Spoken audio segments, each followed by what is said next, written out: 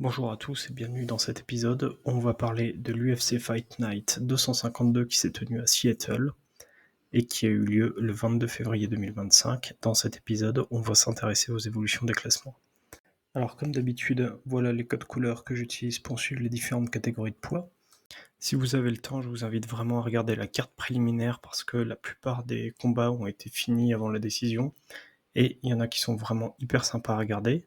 Donc sur cette soirée, on a 3 combats qui vont avoir un impact sur les classements UFC. Le premier, ça va être la victoire d'Alonzo Menifield face à Julius Walker.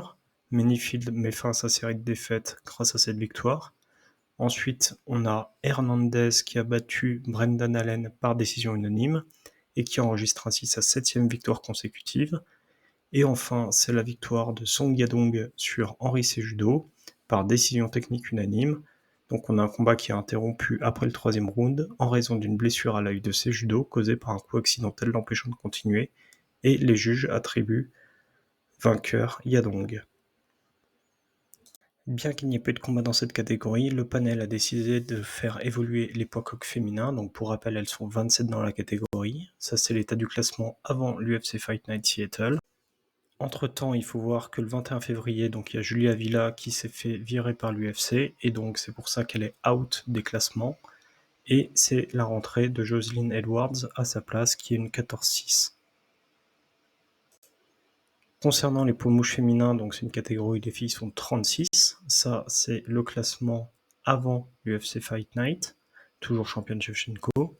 Et donc après l'UFC Fight Night, alors j'ai pas la raison, mais ils ont fait monter Maverick en égalité avec Da Silva sur la 12e place. Concernant la catégorie des poids mi-lourds, donc là à l'écran vous avez l'état de la catégorie avant l'UFC Fight Night Seattle. Et donc après l'UFC Fight Night Seattle, donc la victoire de Menifield, ça lui permet de prendre une place au classement et d'échanger sa place avec Anthony Smith. Voilà. Concernant la catégorie des poids moyens, donc c'est une catégorie, ils sont beaucoup plus nombreux, ils sont 68. Ça c'est l'état de la catégorie avant, donc toujours DDP en champion.